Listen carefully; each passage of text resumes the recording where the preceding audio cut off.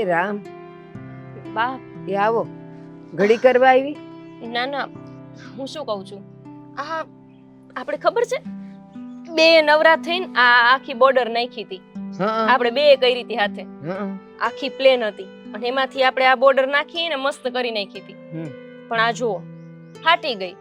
તમને હું કહેતી હતી કે તમને સીવતા નથી આવડતું, તમે રેવા દ્યો. આ મેં ઓલી બાજુ નાખી હતી ને બોર્ડર, એને કાંઈ નથી થયું અને આવડી આજ જો કેવી ફાટી ગઈ છે. પણ ફાટી જાય ને. કેમ? તમારે છે ને ઢહળતી હાડી પહેરવાની હોય એટલે પગમાં ને સંપલામાં આવીને ફાટે છે. કા મારી નથી ફાટતી?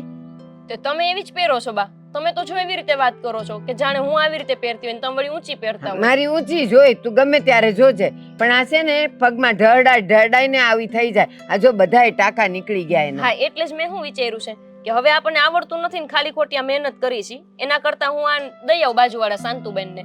ઈ કરે જ છે ને, 10 રૂપિયા લેશે અને અસલ કરી દેશે, બોર્ડર ફરીથી નાખી દેશે. કેટલા લે? 10 રૂપિયા. ના હો, એવા કાંઈ 10 રૂપિયા કાંઈ એમને એમ નથી આવતા. તું તાર મને 100 દોરો લાવી દે, લાવ હું કરી નાખું. એલા બા, પણ નથી તમારે કરવું. તમને આ ખબર તો છે આવડે છે કાંઈ? હા મને આવડે છે. પણ લે એ મારે આમે કામ હોય, બેઠા બેઠા એ નવરી છું ને, જો ખાલી એટલે નહીં આખા એમાં હું ટેબા ભરી દઉં. હા, એટલે હું ઈ જ કહું છું કે આપણે આને કાઢી નાખી.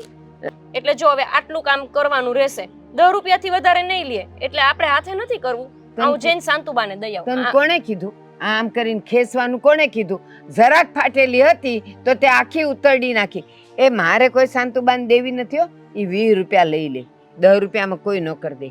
હા, તે ભલે ને 20 રૂપિયા લેતા હોય. એ ના, મારે કાંઈ કરવું નથી. તું તાર ઘરના બીજા કામ કર ને મને 100 દોરો લાવી દે, લાવ. અને જો આવા જ રંગનો લાવજે હો દોરો તે, નહીં તો પાછું દેખાય તોય તું કહીશ. જા જા જા. એ બા, આ 20 રૂપિયા માટે થઈને મારી સાડી સાવ બગડે એવું શું કામ કરો છો? અને હું એવું કહું છું કે મારે બીજા ફૂલ છેડા કરાવવાના છે, બ્લાઉઝ સીવવા નાખવાના છે, તો જોડે જોડે થઈ જશે. ઈ તારે જે કરાવો ઈ કરાવજે. આના 20 રૂપિયા નથી દેવાના. તને ખબર છે ઓલી દૂધની નાની બાટલી આવી જાય 20 રૂપિયામાં, આપણે નથી દેવા. તું તાર મન દે ને હું કરી દે. બા, આ ફૂલ છેડાની હારો હાર આ થઈ જાય. અને હું તો એવું વિચારું છું કે આ શાંતુબાને થોડાક પટાવીશ ને, 2 મસ્કા મારીશ ને, અને કાંઈ એમના 2 કામ કરી દઈશ ને, એટલે મફત કરી દેશે. ઠીક, એટલે આ કરાવવા હારું તારે પાસે એના 2 કામ કરવાના. આ ઘરના કામમાં તો પોગી નથી વળતી અને હવે ગામના કામ કરવા જવાસ આપણે કાંઈ. અને તું શાંતુબાન નથી ઓળખતી? ઈ છે ને ડોઈ 1 રૂપિયો છોડે એમ નથી, એટલે આપણે કાંઈ કરવું નથી. હું તને કહું છું, હું કામ ધડ કરસ મારી હારે. જા 100 દોરો લઈ આવ જા. એ 100 દોરો નથી ઘરમાં, લાવો ને શાંતુબેનને દઈ આવું છું કહું છું. અને સાંભળો બીજું હું શું કહું છું, અમારા કાકાના દીકરાના લગ્ન આવ્યા છે, તો તે 2-4 હાડલા લેવા જવા પડશે મારે. લ્યો, લગન 1 દી ના હોય તારે 4-5 હાડલાને કરવા છે હું? અને આ ઘરમાં પૈડા એમ નેમ પૈડા એક વાર તે પહેર્યા હશે એ બા, ઈ જ પહેર. મારા લગ્નને 4 વર્ષ થયા.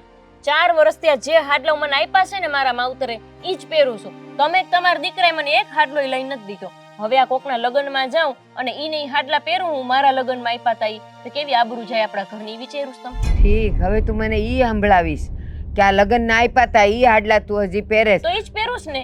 તઈ એને એમને કાંઈ ન થયું હોય તો એને ફેંકી દેવાના હોય. ફેંકી- તારે લગન માટે લેવા છે ને, હા. ઉપાધિ કરમાં. મેં તને કાલ 200 રૂપિયા દીધા હતા ને શાકભાજી ને કરિયાણું લાવવાના, એમાંથી કરિયાણું તો લાવી નથી. અને શાકભાજી કેટલાકનું આવ્યો છે? 50-60-70 રૂપિયાનું. એમાંથી 100 રૂપિયા લઈ જા અને ઓલી ઊભી બજારે બજાર ભરાઈશ ને ત્યાંથી 2 હાડલા લઈ આવતું. તાર જા મોજ કર. શનિવારીમાંથી. હા, શનિવારીમાંથી હાડલા લાવ. અરે ઈ તો નામ શનિવારી હોય, બાકી બજાર કેવડી મોટી હોય. પણ બજાર મોટી, પણ ઈ ઢગલામાં કોકે પહેરેલા ને કોકના ઉતરેલા હાડલા હોય. બા, તમે તો ગજબ કરો છો. તને ધોતા નથી આવડતું? પણ કોકના ઉતરેલા હાડલા પહેરું ઈ લગનમાં. ઠીક, તો તારે ઓલી મોટી મોટી દુકાનોમાંથી લાવવા હશે કા? તોય? એ ઈ નથી લાવવાના હો.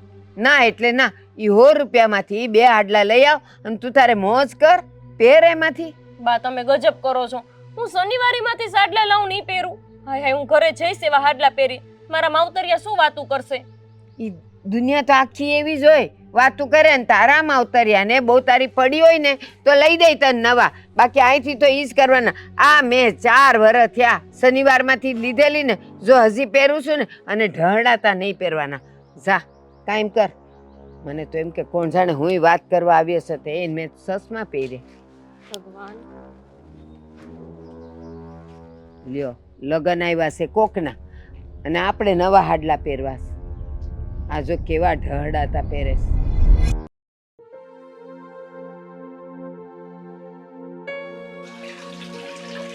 શું કરો છો અંકિતાબેન? કઈ નહીં, આ જો પોતા મારી રહી છે. એક મદદ કરશો? લે, તમારી વાળી શું મદદની જરૂર છે? અને આ સાડી ધોવાની છે? ધોવાની નથી. તો આ જુઓ, સમી કરાવવાની છે. ફાટી ગઈ છે. આ કેમ કરતા ફાટી ગઈ? ખબર નહીં, ક્યાંક ભરાણી હશે કામ કરતા. પણ એ તો હું શાંતુબા પાસે જઈશ અને સમી કરાઈ આવીશ. પણ તમારે મદદ એ કરવાની છે કે મારે થોડીક સાડી લેવાની છે. મારા સગ્ગા કાકાના દીકરાના મેરેજ. હા તો લેવાની જોઈ ને. સગા કાકાના દીકરાના મેરેજ હોય તો લઈ લો 2-4, હું તો કહું છું. હા, 2-4 નહીં, હું તો 10 લઈ લઉં. પણ મારા હાથની વાત નથી ને.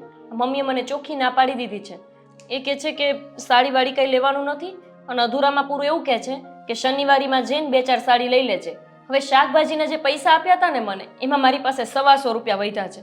25-25 રૂપિયાની હું સાડી લઉં તો કેવી આવે? અને શનિવારીમાંથી કોઈ મેરેજમાં થોડી સાડી પહેરે. આ ઘરમાં તો હું પહેરું જ છું એવી સાડી. અને એ તો 25 રૂપિયાની થોડી આવે. આ મમ્મીનો જીવ હોય તે સુધરતો જ નથી સ્વભાવ. કેવા કંજૂસ છે ને. હા, કેમ આવું કરે છે? આપણી પાસે કઈ ખાધે ખોટ નથી તોય આવી રીતે વર્તન કરવાનું. ખાધે ખોટ નથી, પણ મમ્મીનો સ્વભાવ છે ને પહેલેથી જેવો છે. સાવ કંજૂસ, આમ ચીકણી ભીંડી હોય ને એના જેવો ચીકણો સ્વભાવ છે. પણ મારે બહાર એવું કહેવાય છે? હું મારા પિયરમાં એવું કહું કે મારા સાસુનો સ્વભાવ ભીંડી જેવો છે? એ તો મને એમ જ કહે ને કે આવા સ્વભાવ હોય તો સ્વભાવ સુધારવા પડે, અથવા તો કુમારને કહે એ તને લઈ આપે. મારે એમ કહેવાય કે 1-1 રૂપિયાનો હિસાબ મારો ઘરવાળો મારી સાસુને આપે છે એમ.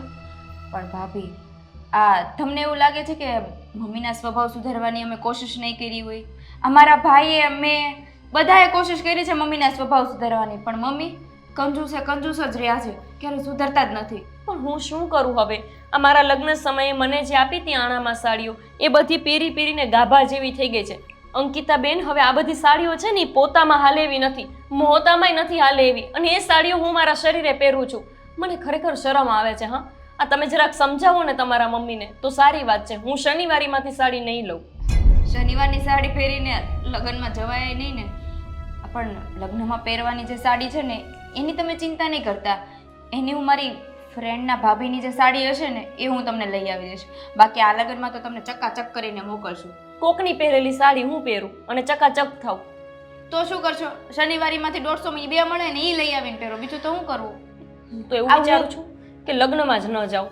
આવી રીતે જાઉં ને અને આપણી આબરૂ કાઢવી ને એના કરતાં લગ્નમાં ના જાઉં સારું. ભાભી, લગ્નમાં તો જવું પડે ને, વ્યવહાર સાચવવો પડે. નહીતર શું કે એની સાસુ એને સાસરિયાવાળાએ આવવા નહીં દીધી હોય. એના કરતાં હું કહું છું ને એ બરોબર છે. આ મારી ફ્રેન્ડ છે ને એના ભાભીની સાડી હું લઈ આવીશ, એ તમે પહેરી લેજો. કેવું લાગે આપણે એમને ત્યાં જઈને કહીએ કે લગ્નમાં જવાનું છે અને એ પણ સગા કાકાના દીકરાના મેરેજ, મારા ભાઈના લગ્ન, એમાં હું ઉતરેલી સાડીઓ પહેરું? આ કોકનું માંગી ભીખીને પહેરતા કેવી શરમ આવે. ખબર છે ભાભી. હા, અમારે ક્યાંક પ્રસંગમાં જવું હોય ને તોય હું મારી ફ્રેન્ડના ડ્રેસને એ બધું પહેરું છું. તમને ખબર જ છે ને, કોઈક આપી જાય છે ને એ ભેગા કરીને કંઈક વસ્તુ લેવી હોય ને તો લેવા જાઉં છું. તમારે તો સારું છે, આ રોનક કુમારે તમને કંઈક લઈ આપે, પણ તમારા ભાઈ એ મને કંઈ ના આપી શકે. અને મારે તો કઈ રીતે જીવવું ને હવે એ નથી સમજાતું. કેટલા સમયથી હું અહીં આવીને ત્યારથી જોતી આવું છું કે બસ બાને આટલી વાતે ટોકવા જોઈ. ચા બનાવું ને તોય માથે ઊભા રહીને મને ટોક્યા કરે કે આટલી જ ખાંડ નાખજે, આટલી જ ચાની ભૂકી નાખજે અને આટલું જ દૂધ નાખજે. એટલા તો કંજૂસ છે. હવે મને ખબર છે, પણ છોડો નહીં બધી વાત. હું આજે કે કાલે હું તમને સાડી લઈ આવીને આપી દઈશ, બરાબર? હા, બીજો હવે કઈ વિકલ્પ નથી. તમારા ભાઈને કહીશ તો એ કઈ કહેવાના નથી, કેમ કે એ તો એમને જ સાથ આપતા હોય છે અને મમ્મીને એક શબ્દ કહી નથી શકતા. કઈ વાંધો નહીં. આ સાડી તમે સિલાઈ મરાઈ આવો કે હું મરાવા જાઉં છું? મરાવા જાઉં ને તોય વાંધો નથી, પણ કહેતા નહીં કે હા તમે શાંતુબેનને ત્યાં લઈને આવ્યા છો.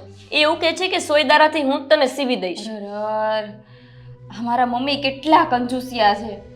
હવે આ સોયદોરા હું જ સિલાઈ મરાઈ આવું. લાવો ને, જલ્દી આવજો ઘરે. હા.